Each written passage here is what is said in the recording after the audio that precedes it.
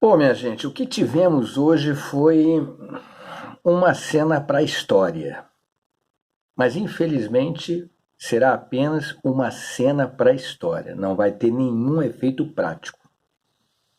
Depois de um convite do Donald Trump, o presidente dos Estados Unidos, ao presidente da Coreia do Norte, o Kim Jong-un, via Twitter, os dois se encontraram hoje na zona desmilitarizada, conhecida como DMZ, que divide a Coreia do Norte da Coreia do Sul. Essa zona ela foi delimitada com o fim da Guerra da Coreia de 1950 a 1953. Foi uma espécie de... A guerra, na verdade, não terminou oficialmente. Né? Houve uma espécie de um armistício, um cessar-fogo mantido de lá para cá. Mas a guerra, efetivamente, nos termos tradicionais, ela não terminou. Então, pela primeira vez na história, um presidente americano coloca os pés em território norte-coreano.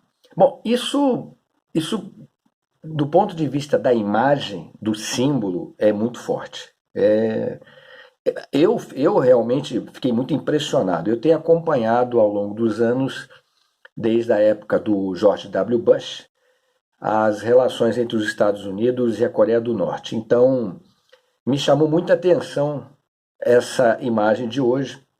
Curiosamente, uma iniciativa que não partiu dos governos anteriores, né?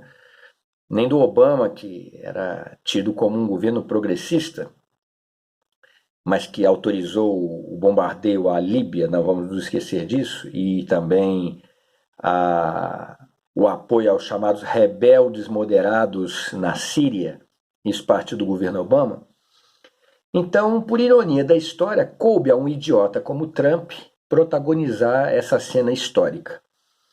O Trump, com todo um aparato lá, olha, imagine qual foi o esquema de segurança para viabilizar esse encontro, né? Aquela cena, aquela encenação. Bom, de qualquer maneira, o Trump foi lá, caminhou até a fronteira, né? A linha que divide as duas Coreias.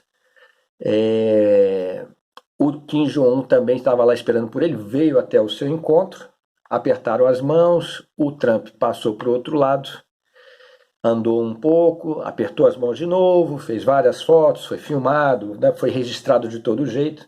Depois, o Kim Jong-un atravessou para o lado da Coreia do Sul, junto com o Trump, e cumprimentaram o presidente da Coreia do Sul. Olha, foi assim, para quem está de fora, é uma cena muito bonita. Do ponto de vista da imagem, é uma cena realmente bonita, porque essas duas Coreias estão nessa animosidade já, né, já desde os anos 50, por conta da guerra e tal.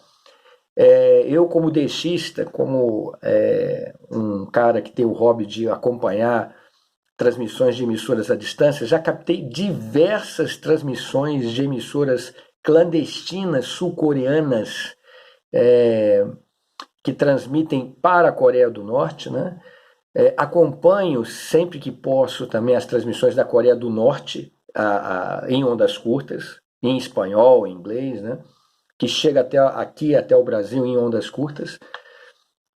Então, eu que tenho acompanhado isso, fiquei muito impressionado com a cena. Mas do ponto de vista prático, nem o Trump vai conseguir o que quer, né? E muito menos a Coreia do Norte vai abrir mão em função dos interesses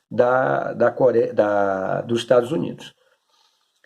Eu acredito, pelos eventos anteriores ao Trump, particularmente durante a época do George W. Bush, que existe realmente uma intenção das duas Coreias em restabelecer as relações diplomáticas, né, em caminhar para uma solução. Porque, afinal de contas, se a gente parar para pensar, é um país só. É um país só. Né? Existe essa questão da Coreia do Norte e Coreia do Sul, que foi uma divisão criada a partir do fim da Segunda Guerra Mundial e resultado da Guerra Fria. E houve essa guerra, como eu falei, nos anos 50, de 50 a 53, que separou irmãos. Né? Então, não existe do outro lado uma outra nação. É a mesma nação, é o mesmo povo, é a mesma língua. Então, me parece que existe, tanto por parte da Coreia do Norte quanto da Coreia do Sul, uma intenção de se restabelecer, talvez uma unificação, né? Queiramos que isso aconteça, né? Que nós estejamos vivos para ver essa, sim, a grande imagem, né? Talvez uma das imagens mais importantes do século XXI seria a unificação das Coreias. Não sei se isso vai acontecer quando. Bom, imagino que em algum tempo isso vai acontecer, né? Mas eu entendo também que um fator, um empecilho para isso é exatamente a intervenção americana naquela região. Bom, o Trump ele tem aquele discurso, né, que é o discurso da Casa Branca, de que é preciso desnuclearizar a Coreia do Norte. De que qualquer medida, qualquer relação entre Estados Unidos e Coreia do Norte passa pelo abandono do seu programa militar nuclear. Mas veja bem, gente, basta você fazer uma pesquisa para perceber que ao redor da Coreia do Norte, você tem ali a Coreia do Sul, tem bases americanas. Você tem Guam, bases americanas. Japão, base americana. Filipinas, base americana. Então, a Coreia do Norte ela está cercada de inimigos. Né? Ela está cercada da presença militar americana. Assim como é o caso do Irã também. Né? Ao redor do Irã, Afeganistão, Iraque, ele está repleto de bases americanas. Então, eu acho que é muito justo, até para a sua preservação territorial, de que haja um sistema de defesa. E, infelizmente, mesmo eu, pessoalmente, sendo a favor do abandono das armas nucleares de modo global, eu entendo que isso não vai acontecer porque as potências não vão abrir mão do seu arsenal nuclear, porque isso é um grande fator de negociação diplomática. Até porque, se os Estados Unidos não falam alto com a Coreia do Norte, exatamente porque a Coreia do Norte tem capacidade hoje de atingir alvos americanos em Guam, na Coreia do Sul e no Japão. Né? Eles têm desenvolvido... a questão é, eles têm um programa nuclear militar, mas precisam desenvolver uma tecnologia de mísseis de longo alcance, balísticos de longo alcance, para atingir alvos ainda mais distantes. Né? Então, na verdade, o maior interesse da Coreia do Norte é ter mísseis balísticos intercontinentais que sejam capazes de atingir alvos americanos na costa oeste dos Estados Unidos. São Francisco, Califórnia, né, Los Angeles, bases americanas nos Estados Unidos. Não sei se a Coreia do Norte já desenvolveu tecnologia capaz de atingir esses objetivos, mas a verdade é que, graças ao seu programa nuclear militar, é que os americanos estão com essa disposição de diálogo com a Coreia do Norte. Então, assim, são cartas na manga. Quem não tem cartas na manga termina como a Líbia, termina como o Iraque, termina como o Afeganistão, né? Termina como a Síria, porque os americanos, se eles não têm um freio, não tem algo que os impeça de invadir um país militarmente, eles avançam, eles tomam, eles mandam lá as tropas, eles mandam lá os aviões e tomam. Né?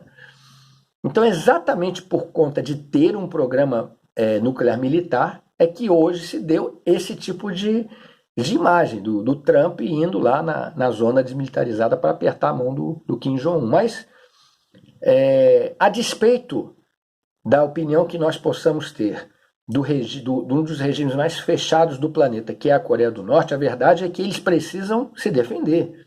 E eles têm direito a se defender. Então, eu realmente não creio que uma negociação que parta do princípio que a Coreia do Norte terá de abrir mão do seu programa nuclear vá à frente, né? Mas, de qualquer maneira, é uma encenação bonita de se ver, né? É uma cena realmente que vai ficar para a história, né? Vai ficar para a história, mas infelizmente não vai passar de uma cena. Vamos acompanhar agora os próximos capítulos, né? E que pena que seja assim. Eu gostaria muito de poder noticiar, né? Comentar, na verdade, né? Não noticiar, comentar o dia em que a gente vê as duas Coreias se tornando uma, né? Mas tenho certeza que não vai ser durante o regime desse palhaço que é o Donald Trump. Valeu, gente. Muito obrigado.